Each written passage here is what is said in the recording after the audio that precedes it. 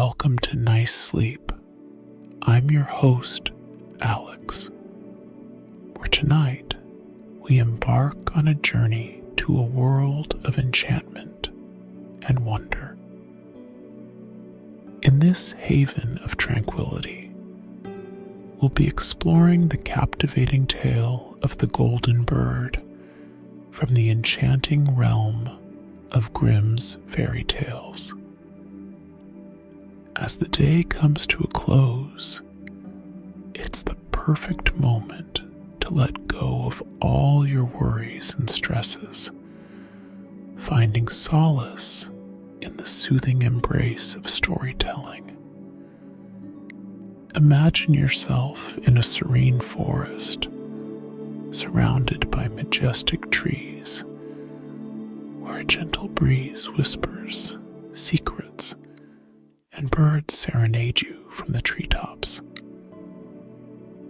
The warm embrace of the golden sun seeps through the leaves, enveloping you in a sense of peace and security. Before we embark on our storytelling adventure, let's take a moment to prepare our bodies and minds for a night of relaxation. Find a comfortable position, close your eyes, and take a few deep breaths, allowing the weight of the day to melt away. Let go of your cares and be present in this moment. Now, with your senses attuned and your spirit at ease, we're ready to begin. The golden bird awaits us, and it's time to delve into this tale of wonder. As we traverse the story's paths and meet its characters, may your night be filled with tranquility and sweet dreams. So, without further ado, let's embark on our bedtime story journey, guided by the magic of the golden bird.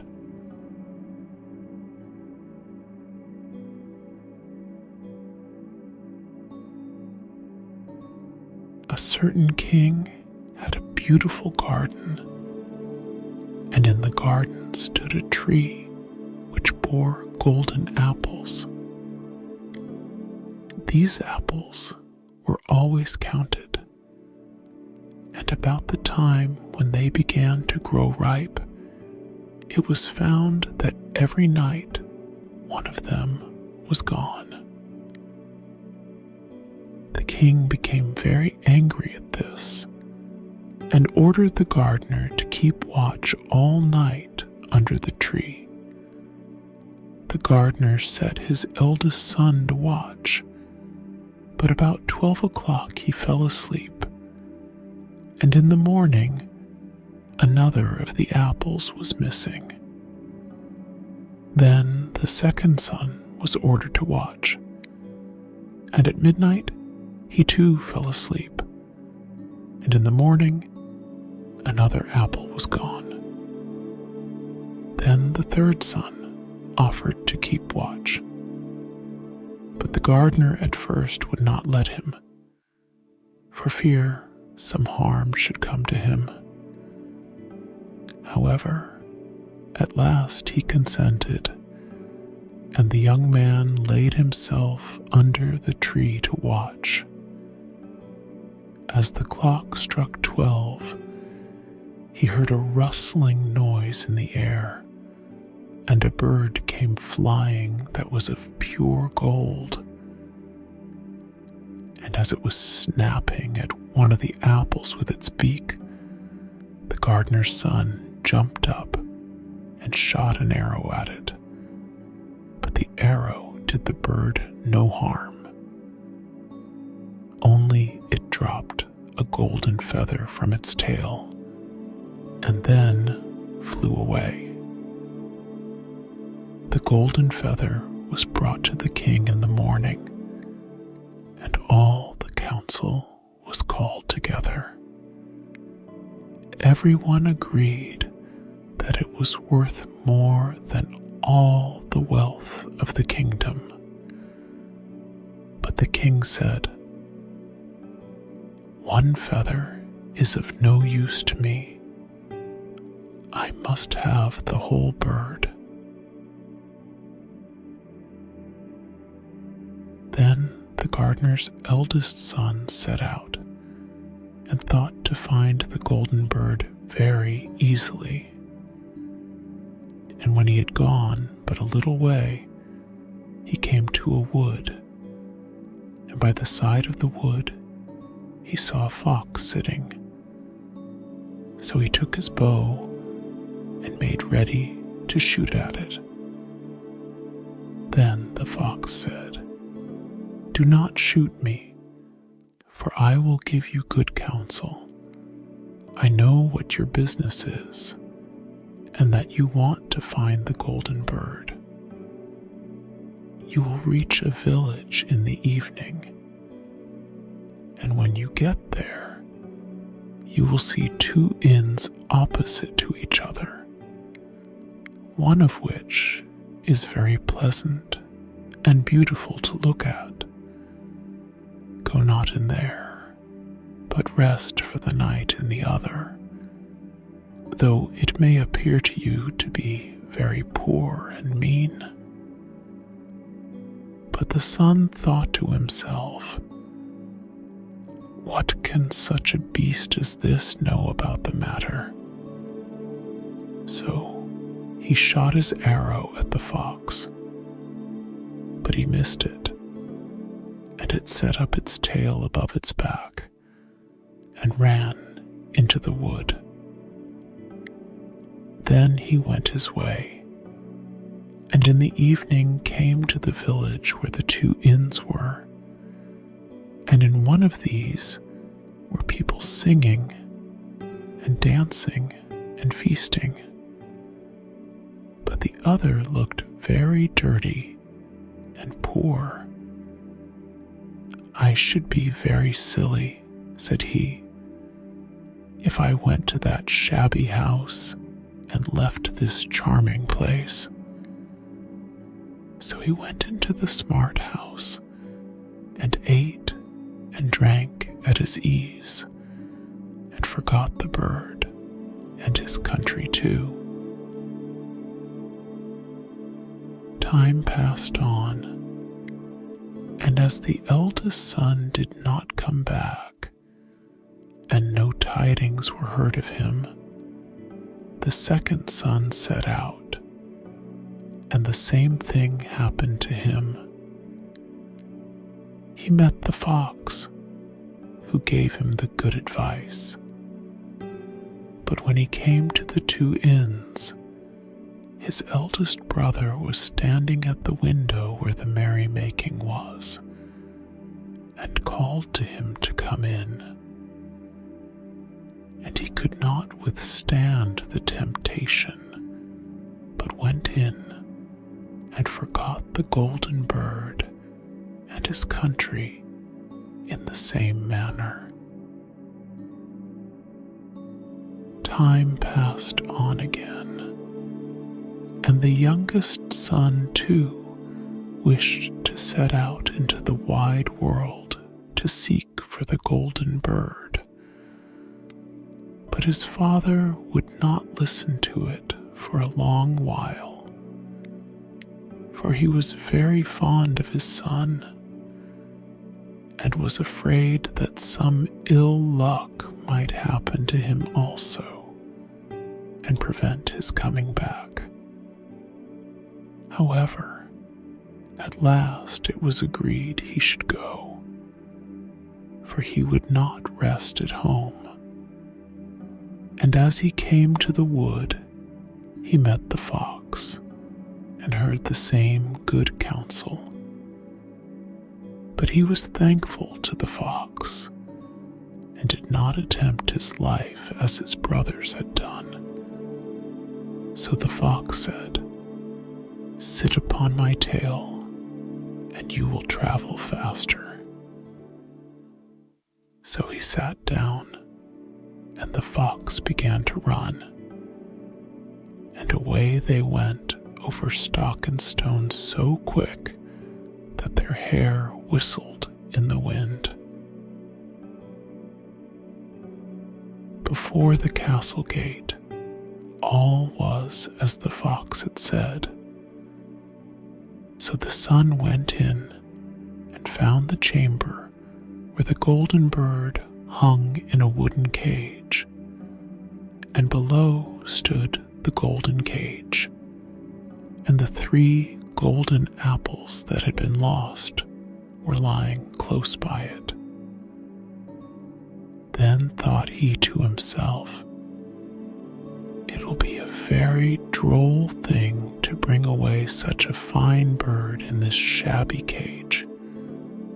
So he opened the door and took hold of it and put it into the golden cage. But the bird set up such a loud scream that all the soldiers awoke, and they took him prisoner and carried him before the king. The next morning the court sat to judge him, and when all was heard, it sentenced him to die, unless he should bring the king the golden horse, which could run as swiftly as the wind. And if he did this, he was to have the golden bird given him for his own.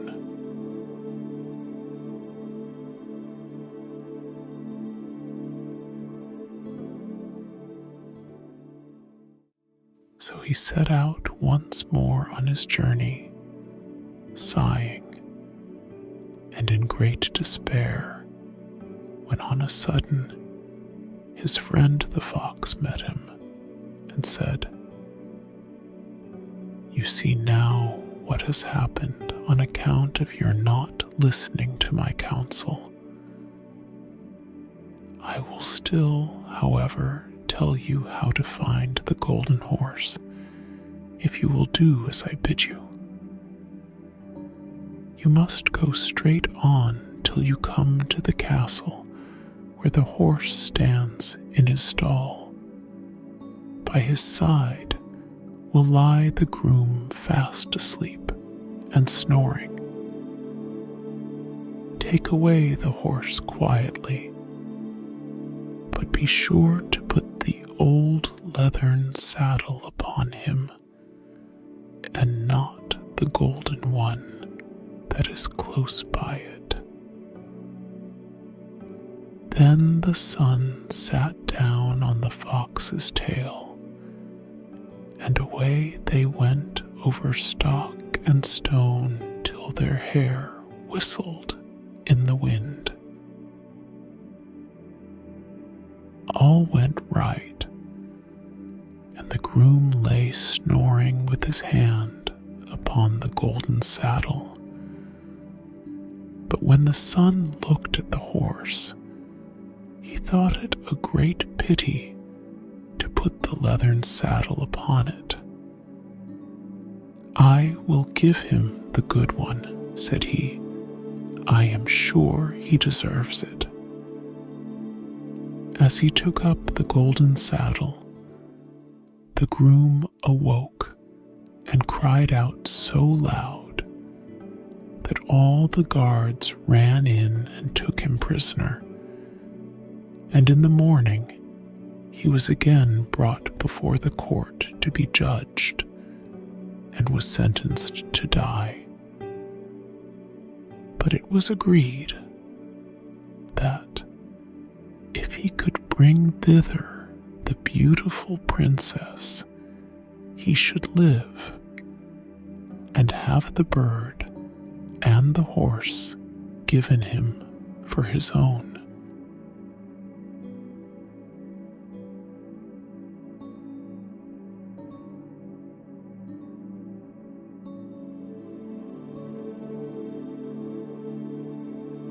Then he went his way very sorrowful, but the old fox came and said, "Why did not you listen to me? If you had, you would have carried away both the bird and the horse. Yet will I once more give you counsel. Go straight on, and in the evening you will arrive at a castle. At 12 o'clock at night, the princess goes to the bathing house. Go up to her and give her a kiss, and she will let you lead her away. But take care you do not suffer her to go and take leave of her father and mother." Then the fox stretched out his tail, and so away they went over stock and stone, till their hair whistled again. As they came to the castle, all was as the fox had said. And at 12 o'clock, the young man met the princess going to the bath, and gave her the kiss. And she agreed to run away with him, but begged with many tears that he would let her take leave of her father. At first he refused, but she wept still more and more, and fell at his feet, till at last he consented. But the moment she came to her father's house, the guards awoke, and he was taken prisoner again. Then he was brought before the king, and the king said, "You shall never have my daughter, unless in 8 days you dig away the hill that stops the view from my window." Now, this hill was so big that the whole world could not take it away. And when he had worked for 7 days and had done very little, the fox came and said, "Lie down and go to sleep. I will work for you." And in the morning he awoke, and the hill was gone. So he went merrily to the king, and told him that now that it was removed, he must give him the princess. Then the king was obliged to keep his word, and away went the young man and the princess. And the fox came and said to him, "We will have all three, the princess, the horse, and the bird." "Ah," said the young man, "that would be a great thing, but how can you contrive it?" "If you will only listen," said the fox, "it can be done. When you come to the king, and he asks for the beautiful princess, you must say, 'Here she is.' Then he will be very joyful, and you will mount the golden horse that they are to give you, and put out your hand to take leave of them. But shake hands with the princess last. Then lift her quickly onto the horse behind you, clap your spurs to his side, and gallop away as fast as you can." All went right. Then the fox said, "When you come to the castle where the bird is, I will stay with the princess at the door, and you will ride in and speak to the king. And when he sees that it is the right horse, he will bring out the bird. But you must sit still and say that you want to look at it, to see whether it is the true golden bird. And when you get it into your hand, right away. This too happened as the fox said. They carried off the bird, the princess mounted again, and they rode on to a great wood. Then the fox came and said, "Pray kill me, and cut off my head and my feet." But the young man refused to do it. So the fox said, "I will at any rate give you good counsel. Beware of two things. Ransom no one from the gallows, and sit down by the side of no river." Then away he went. Well, thought the young man, it is no hard matter to keep that advice.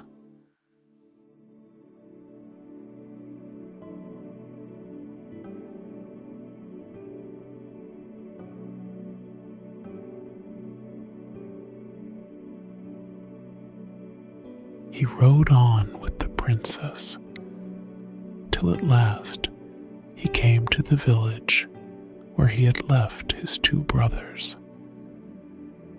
And there he heard a great noise and uproar.